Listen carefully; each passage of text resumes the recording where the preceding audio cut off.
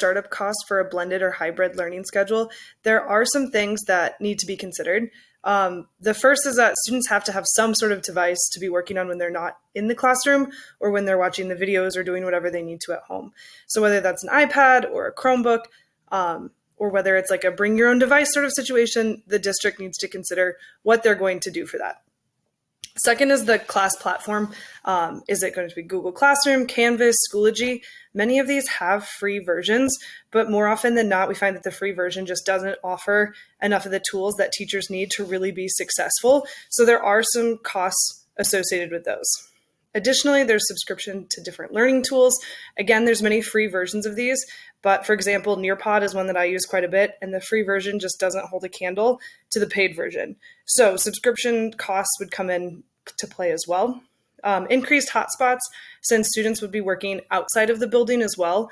There needs to be some sort of plan for students who don't have access to internet. So maybe it's like a hotspot rental sort of program to check those out to students.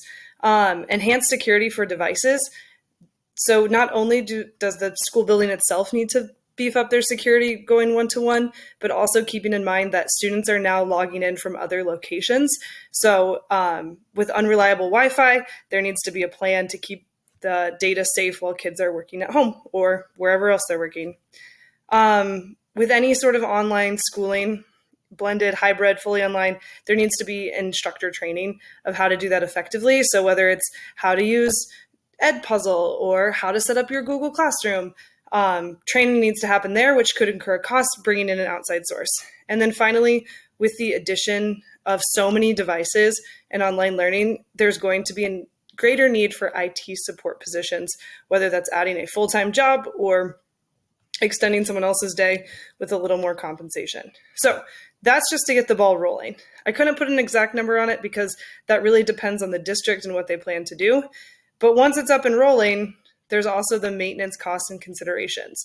So eventually we know with technology things get outdated, or with kids things break, so they need to be fixed. So either a repair or a replacement system, that cost would be reoccurring every few years. Also the renewal for paying for the classroom platform, again, comes up every year if you're using the paid versions versus the free versions. The same thing with the subscription to learning tools, like Turnitin is something that my district pays for yearly. Enhanced security also costs money, so that needs to be renewed as well. Continuing training, so it's not a one-time thing as new teachers come into the district, refreshers, even getting more advanced training in certain things, that all costs money as well. Position retention, so maintaining your teaching staff and maintaining your IT personnel. And then these next two would be costs that would be ongoing because you have students in the building and out of the building. So building maintenance is still a concern that districts would need to pay for.